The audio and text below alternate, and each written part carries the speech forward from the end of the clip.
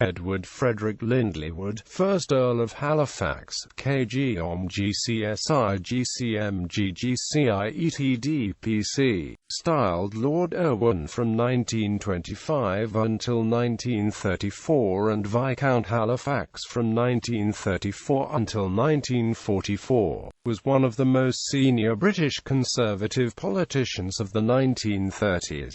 He held several senior ministerial posts during this time, most notably those of Viceroy of India from 1925 to 1931 and of Foreign Secretary between 1938 and 1940. He is regarded as one of the architects of the policy of appeasement prior to the Second World War, although after Hitler's occupation of the rump of Czechoslovakia in March 1939 he was also one of those who pushed for a new policy of attempting to deter further German aggression by promising to go to war to defend Poland.On Neville Chamberlain's resignation early in May 1940, Halifax effectively declined the position of Prime Minister despite widespread support across the political spectrum, as he felt that Churchill would be a more suitable war leader. A few weeks later, with the Allies facing apparently catastrophic defeat and British forces falling back on Dunkirk,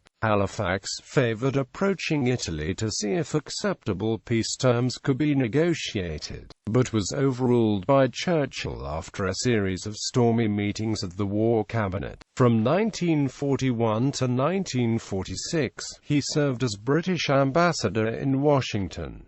Early career. Halifax was born into a Yorkshire family, the fourth son of Charles Wood, 2nd Viscount Halifax. He and his siblings were all sickly. His three older brothers died young, leaving him as heir to his father's fortune and seat in the House of Lords. He was born with no left hand and a withered left arm, but still enjoyed riding, hunting and shooting. That, and his religiosity as a devout Anglo-Catholic like his father, prompted Winston Churchill to nickname him the Holy Fox. In 2009, the family's roots were traced back to the Viking warrior, Magnus Erwinson, who arrived in England in 1066 with the army of Harold Hardrada. Wood's childhood was divided mainly between two houses in Yorkshire, Hickleton Hall, near Doncaster, and Garrowby. He was educated at Eton and Christ Church, Oxford, then became a Fellow of All Souls College, Oxford, and in 1910 was elected as Member of Parliament for Ripon, holding the seat until his elevation to the Lords in 1925.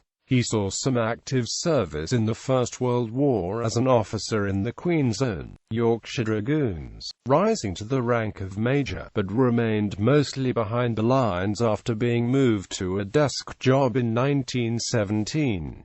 In 1918, he and George Ambrose Lloyd wrote The Great Opportunity, a tract aiming to set an agenda for a revived Conservative and Unionist party following the end of the Lloyd-George coalition, unwanted by the Union of South Africa for the post of Governor-General and snubbed by Winston Churchill on his assumption of the post of Under-Secretary for the Colonies. The thwarted Wood voted for the downfall of Lloyd George's government and became president of the Board of Education under Andrew Bonar Law in 1922. He held this position until 1924, when he was apparently equally undistinguished as Minister for Agriculture under Stanley Baldwin. Wood's career had seemingly become bogged down. Viceroy of India. Wood was Viceroy of India from 1926 to 1931, proposed in 1925 at the suggestion of King George V,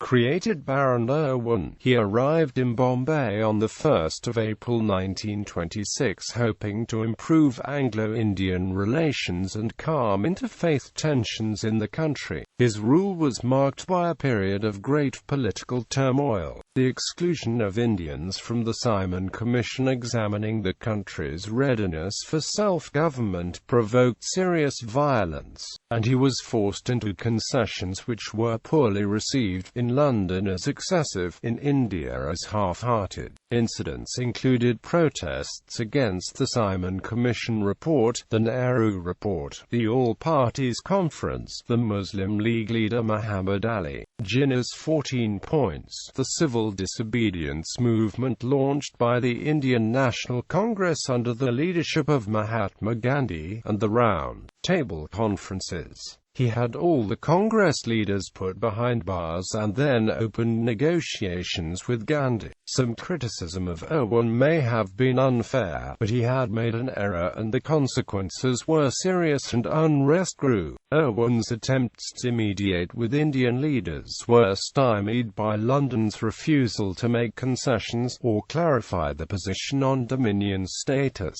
With little room for maneuver, Irwin resorted to repression using his emergency powers to arrest Gandhi, ban public gatherings and crush rebellious opposition, leading to the death of Lala Lajpat Ray and the revenge attack of Bhagat Singh. Gandhi's detention, however, only made matters worse. Irwin ultimately opted to negotiate, signing the Delhi Pact in January 1931, which ended civil disobedience and a boycott of British goods in exchange for a round-table conference that represented all interests. The fortnight-long discussions resulted in the Gandhi-Irwin Pact, after which the civil disobedience movement was suspended. The agreement between Gandhi and Irwin was signed on 5 March 1931. The salient points were: the Congress would discontinue the civil disobedience movement. The Congress would participate in the Round Table Conference. The government would withdraw all ordinances issued to curb the Congress. The government would withdraw all prosecutions relating to offences not involving violence. The government would release all persons serving sentences of imprisonment for their activities in the civil disobedience movement. It was also agreed that Gandhi would join the Second Round Table Conference as the sole representative of the Congress. On 20 March 1931, Irwin paid tribute to Gandhi's honesty, sincerity and patriotism at a dinner given by ruling princes. A month following the Gandhi-Irwin Pact, Lord Irwin's term ended and he left India. On Irwin's return to England in April 1931, the situation was calm, but within a year the conference collapsed and Gandhi was again arrested. Despite the mixed outcomes, Irwin was overall a successful viceroy. He had charted a clear and balanced course, and had not lost the confidence of his home government. He had demonstrated toughness and independence. His successful term as Viceroy ensured that he returned to British politics with significant prestige. Irwin founded the Indian School of Mines Dhanbad to develop mining and geological sciences. Foreign policy. The same year, Irwin turned down the position of Foreign Secretary in favor of time at home. Still a firm protégé of Baldwin, Irwin returned to the presidency of the Board of Education in 1932, a position enlivened by his continuing role in Indian politics. His attainment of the position of Master of the Middleton Hunt in 1932 and his election as Chancellor of Oxford University in 1933. In 1934 he inherited the title Viscount Halifax from his father. In the period that followed, he held a succession of government posts. Secretary of State for War for 5 months in 1935, Lord Privy Seal and Lord President of the Council, under Stanley Baldwin and later Neville Chamberlain. Appeasement. The appointment of Anthony Eden as Foreign Secretary in 1935 seemed initially to tie in well with Halifax's feelings about the direction of foreign policy. The two were in agreement that Germany's remilitarization of the Rhineland, its own backyard, would be difficult to oppose and should be welcomed insofar as it continued Germany's seeming progress towards normality after the tribulations of the post-World War I settlement. However, after Chamberlain succeeded Baldwin in 1937, the new Prime Minister began increasingly to intervene directly in foreign policy, activity for which his background had not prepared him, and which caused increasing tension with Eden. Halifax said the provisions of the Earl of Halifax were not so frightfully different from those put forward by the Committee of Five, but the latter were of respectable parentage, and the Paris ones were too much like the off-the-stage arrangements of 19th-century diplomacy. In November 1937, Halifax went to Germany at the invitation of Hermann Göring on the pretext of a hunting exhibition, but Halifax was publicly and correctly regarded as acting on behalf of the British government to renew dialogue with the German government. A long and barbed meeting with Adolf Hitler ensued. On meeting the Führer, Halifax almost created an incident by nearly handing his coat to him, believing him to be a footman. As I looked out of the car window on eye level, I saw in the middle of this swept path a pair of black-trousered legs, finishing up in silk socks and pumps. I assumed this was a footman who had come down to help me out of the car and up the steps, and was proceeding in leisurely fashion to get myself out of the car when I heard von Neurath of somebody throwing a hoarse whisper at my ear of, Der Führer, and it then dawned upon me that the legs were not the legs of a footman, but of Hitler. In discussions, Halifax ignored Eden's reservations and indicated clearly to Hitler that German designs on Austria and parts of Czechoslovakia and Poland were not regarded as illegitimate by the British, but that only peaceful processes of change would be acceptable. Writing to Baldwin on the subject of the conversation between Karl Burckhardt and Hitler, Halifax said, "Nationalism and racialism is a powerful force, but I can't feel that it's either unnatural or immoral. I cannot myself doubt that these fellows are genuine haters of communism, etc." And I dare say if we were in the position we might feel the same. The following year Eden resigned, exasperated by the continued interference of the Prime Minister in foreign affairs and his increasingly determined policy of appeasement. For Halifax, as for Chamberlain and the Chiefs of Staff, every effort had to be made to prevent an alignment of the three great threats to peace and the British Empire, Italy, Germany and Japan. Halifax replaced Eden as Foreign Secretary in February 1938. Foreign Secretary. Halifax's political line as Foreign Secretary must be seen in the context of existing British foreign policy, which was predicated on a broad consensus that in none of the democracies was there popular support for war, military pressure, or even rearmament. There was debate about the extent to which the dictatorship's very separate interests could be teased apart. It was clear that an alignment of Germany and Italy would divide Britain's forces in any general war, and that without at least a neutral Italy, Britain would be unable to move large naval forces east to confront Japan, given America's refusal to help. For many, especially in the Foreign Office, appeasement was a necessary compromise to buy time for rearmament, a process to which Britain was already heavily committed. For others, especially Churchill, a strong military alliance with France would permit a more robust foreign policy towards the dictators.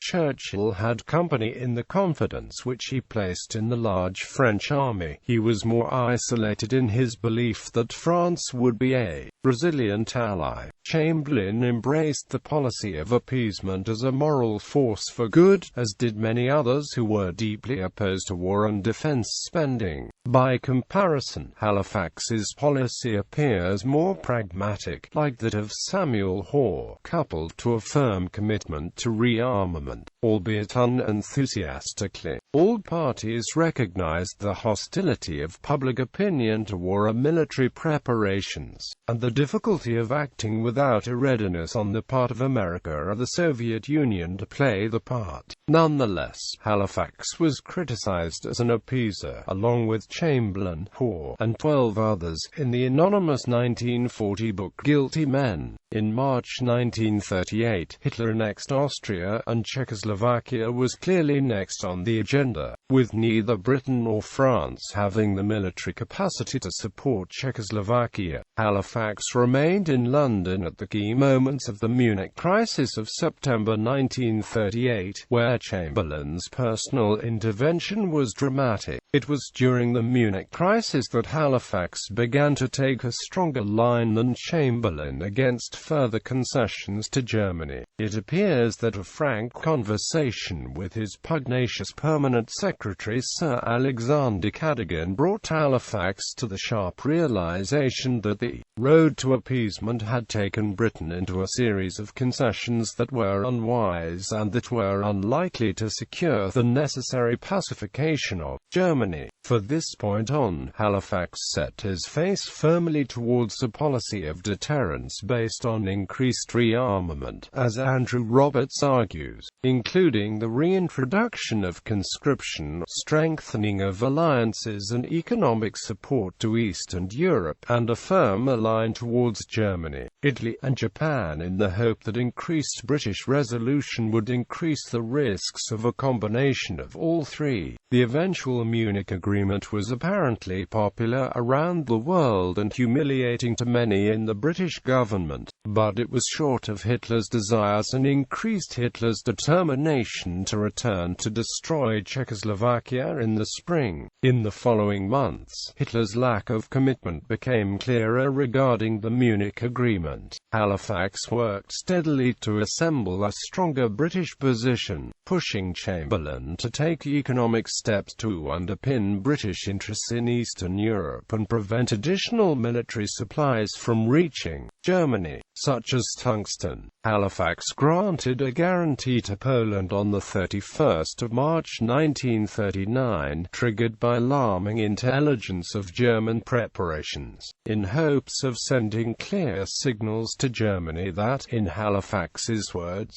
there would be no more Munich's phony war. Birger Dahlerus approached Britain for peace talks in August 1939, just before the outbreak of war. Again, on the 1st of November 1939, Halifax replied to an approach through Swedish channels that no peace was possible with Hitler in power, even that aroused the wrath of Churchill, not yet Prime Minister, who sent a private note to Halifax rebuking him that such talk was dangerous. In early April 1939, the Foreign Office received intelligence that Italy was about to invade Albania. At a cabinet meeting on the 5th of April 1939, Halifax rejected these reports. 2 days later, Italy invaded Albania. Halifax met Sir Alexander Cadogan and decided, "We can't do anything to stop it." In the early days of the war, January 1940, Halifax met an emissary of Ulrich von Hassel, a leading member of the German resistance,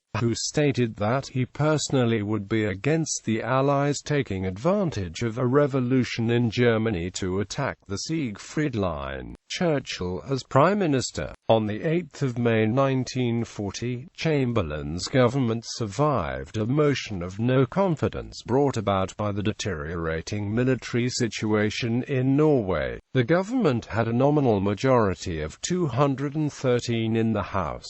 At the end of the Norway debate, they won the vote with a majority of only 81. 33 Conservatives and 8 of their allies voted with the opposition parties, and 60 abstained. Churchill never had a good relationship with Chamberlain and had only grudgingly been appointed First Lord of the Admiralty. Nevertheless, he mounted a strong and passionate defense of Chamberlain and his government in the debate preceding the vote. Under ordinary circumstances, such a weak vote would not have been politically disastrous, but it was decisive at a time when the Prime Minister was being strongly criticized by both sides of the House and there was a strong desire for national unity. Talking to Churchill after the vote, Chamberlain admitted his dismay and said that he would try for a coalition government with the Labour and Liberal parties, but Churchill opposed that.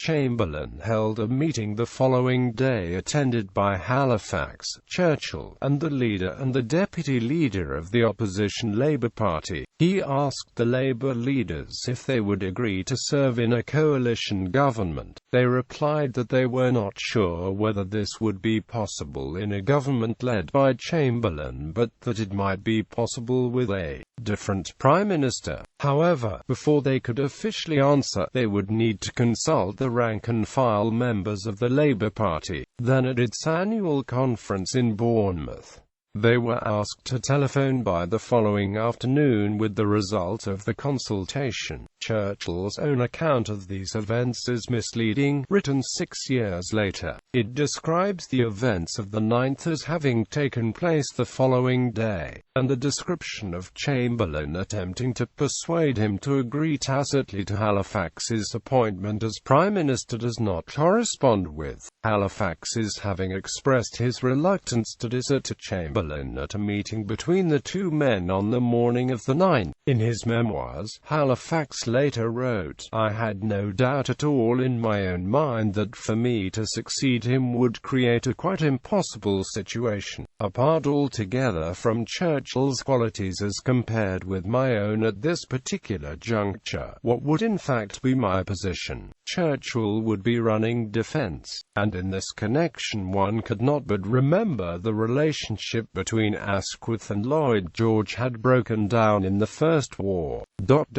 I should speedily become a more or less honorary Prime Minister, living in a kind of twilight just outside the things that really mattered." The Labour leaders telephoned at 5 p.m. on the 10th to report that the party would take part in a coalition government, although it had to be under the leadership of someone other than Chamberlain. Accordingly, Chamberlain went to Buckingham Palace to tender his resignation, recommending that the King ask Churchill to form a government. On doing so, one of Churchill's first actions was to form a new, smaller war cabinet by replacing 6 of the Conservative politicians with Greenwood and Attlee and retaining only Halifax and Chamberlain. Churchill's political position was weak, although he was popular with the Labour and Liberal parties for his stance against appeasement in the 1930s. He was unpopular in the Conservative Party, however, and he might not have been the choice of the King. Halifax had the support of most of the Conservative Party and of the King and was acceptable to the Labour Party. His position as a peer was a merely technical barrier given the scale of the crisis,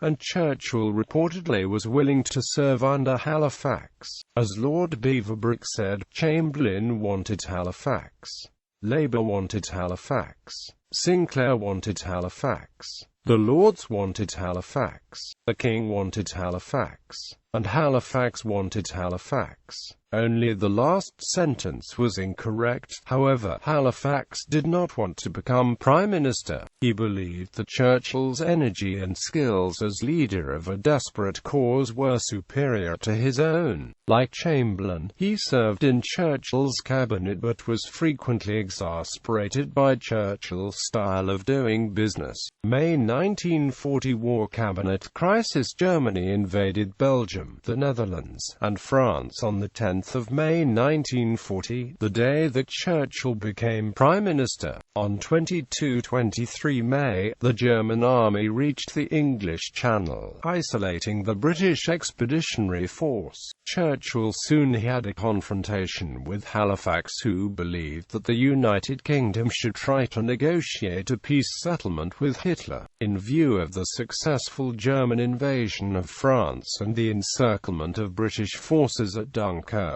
using Mussolini as an intermediary, Churchill disagreed, believing that nations which went down fighting rose again. but those which surrendered tamely were finished, and that Hitler was unlikely to honor any agreement. Moreover, he believed that this was the view of the British people. On the 24th of May, Hitler issued the order for his armies to halt before they reached Dunkirk. 2 days later, the British and French navies began an evacuation of the Allied forces, assisted by the Royal Air Force. Between 25 and the 28th of May, Churchill and Halifax fought to bring the British War Cabinet around to their own respective points of view. By the 28th of May, it seemed as if Halifax had the upper hand and that Churchill might be forced from office. However, Churchill outmaneuvered Halifax by calling a meeting of his 25-member Outer Cabinet, to whom he delivered a passionate speech, saying, "If this Long Island story of ours is to end at last, let it end only when each one of us lies choking in his own blood upon the ground," convincing all who were present that Britain must fight on against Hitler whatever the cost. Churchill told the War Cabinet that there would be no negotiated peace. Halifax had lost. A few weeks later, in July 1940, Halifax rejected German peace offers presented through the papal nuncio in Bern and the Portuguese and Finnish prime ministers. Churchill retained Halifax as foreign secretary for 7 months, but the two men had never enjoyed a close relationship. In the spring of 1940, there were heated cabinet discussions as France teetered towards defeat. Halifax energetically participated in the debates for and against a recourse to total war and lone opposition to Germany, whatever the cost to Britain's long-term military and economic standing. The cabinet believed that Italian officers might open peace negotiations, and Churchill argued that playing for time was in Britain's interest. Halifax, however, was concerned that the British expeditionary force would be destroyed and that Britain would lose its last bargaining chip. Churchill won the argument, and a BEF was saved at Dunkirk. Halifax wrote in his memoirs of an occasion during a short holiday in Yorkshire. One such interlude early in June 1940 is forever graven into my memory. It was just after the fall of France, an event which at the time it happened seemed something unbelievable as to be almost surely unreal, and if not unreal then quite immeasurably catastrophic. Dorothy and I had spent a lovely summer evening walking over the Wolds, and on our way home sat in the sun for half an hour at a point looking across the plain of York. All the landscape of the nearer foreground was familiar, its sights, its sounds, its smells, hardly a field that did not call up some half-forgotten bit of association. The red-roofed village and nearby hamlets, gathered as it were for company round the old grey stone church where men and women like ourselves, now long dead and gone, had once knelt in worship and prayer. Here in Yorkshire was a true fragment of the undying England, like the white cliffs of Dover, or any other part of our land that Englishmen have loved. Then the question came, is it possible that the Prussian jackboot will force its way into this countryside to tread and trample over it at will? The very thought seemed an insult and an outrage, much as if anyone were to be condemned to watch his mother, wife or daughter being raped.